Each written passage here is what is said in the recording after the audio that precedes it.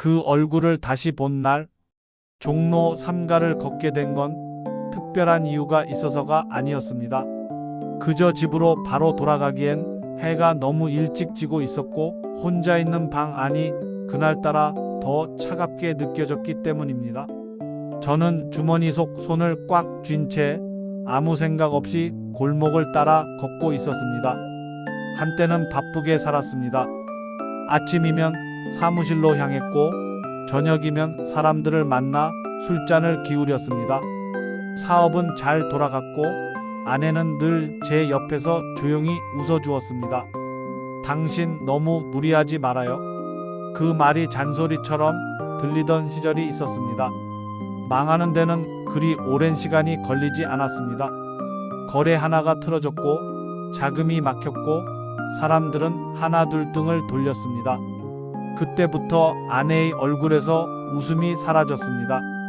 병원에 다니기 시작했고 저는 그 사실을 애써 외면했습니다. 버티면 다시 일어설 수 있을 거라고 믿었습니다.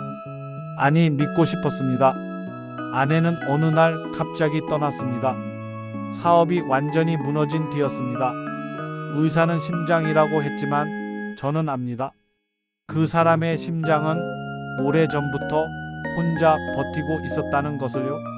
장례식이 끝나고 집으로 돌아왔을 때 방 안에는 아직도 아내의 체온이 남아있는 것 같았습니다. 그날 이후로 저는 시간을 잃었습니다. 그렇게 몇 해가 흘렀습니다.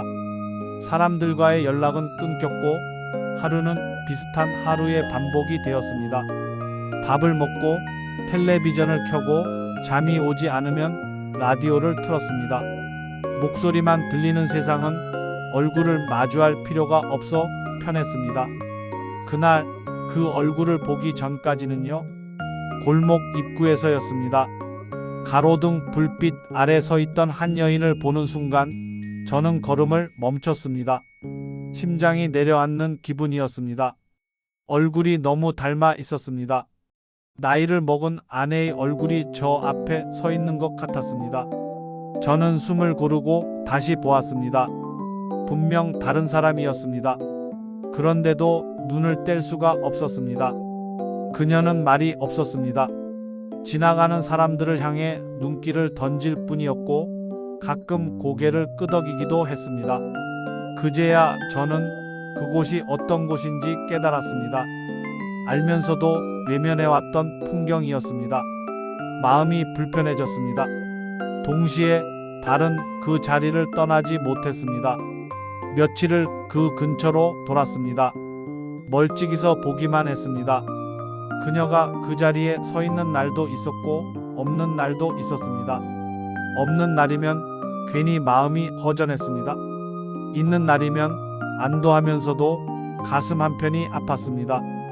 왜 하필 그 얼굴이어야 했는지 이해할 수 없었습니다.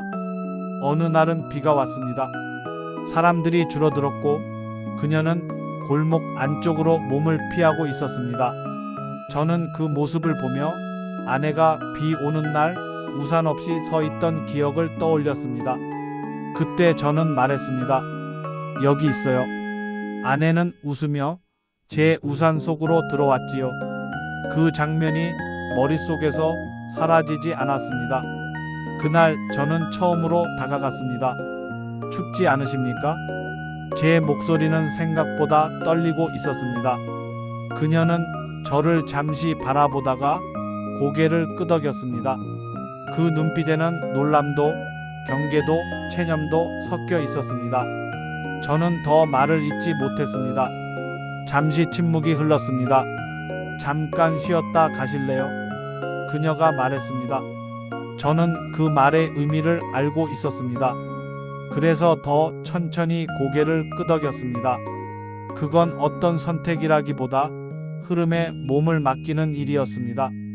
여관은 오래된 냄새가 났습니다. 계단은 삐걱거렸고 방 안의 불은 희미했습니다. 저는 문을 닫고 나서도 한동안 서 있었습니다. 그녀는 가방을 내려놓고 의자에 앉았습니다. 아무 말도 하지 않았습니다. 저는 그 앞에 앉지 못한 채 서서 그녀를 바라보고만 있었습니다. 아내를 닮으셨습니다. 제가 먼저 말을 꺼냈습니다. 그녀는 고개를 들었습니다. 그 순간 저는 확신했습니다. 닮았다는 말로는 부족했습니다. 같은 시간 속에서 늙어온 얼굴 같았습니다. 그녀는 잠시 아무 말이 없다가 담담히 물었습니다. 그래서 들어오신 겁니까? 저는 고개를 저었습니다. 그냥 말을 좀 하고 싶었습니다. 그 말이 진심이었습니다. 그녀는 잠시 저를 바라보다가 천천히 숨을 내쉬었습니다. 그리고는 의자에 등을 기대며 말했습니다. 이런 손님은 처음이네요. 우리는 그렇게 앉아 있었습니다. 말을 많이 하지도 않았습니다. 저는 아내 이야기를 조금 했고 그녀는 고개를 끄덕이며 들었습니다. 그녀는 자신의 이야기를 길게 하지 않았습니다. 다만 오래전에는 다른 일을 했다는 말, 아이가 있었다는 말, 지금은 연락하지 않는다는 말 정도만 했습니다. 부끄럽지는 않으십니까? 제가 묻자 그녀는 잠시 생각하다가 말했습니다. 부끄러울 겨를이 없어요. 살다 보면요. 그 말이 가슴에 남았습니다. 저는 그날 그녀에게 어떤 것도 요구하지 않았습니다. 대신 아내에게 하지 못했던 말들을 조용히 꺼냈습니다.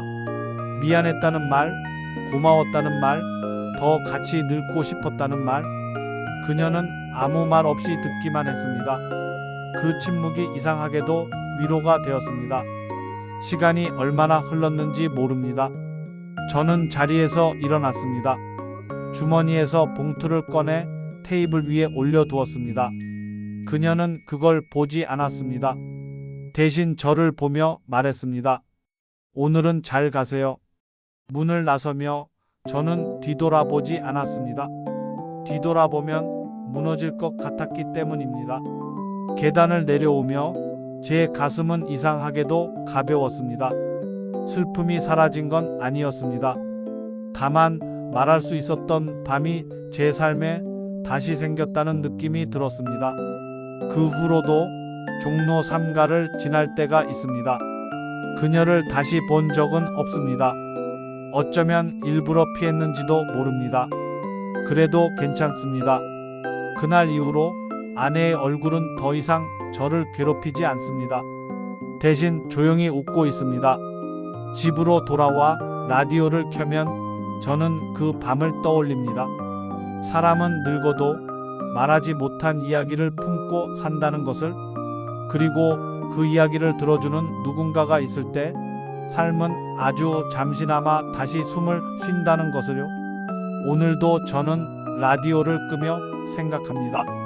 그녀가 잘 지내고 있기를, 그리고 저 역시 오늘을 잘 넘겼다는 사실을. 그걸로 충분합니다.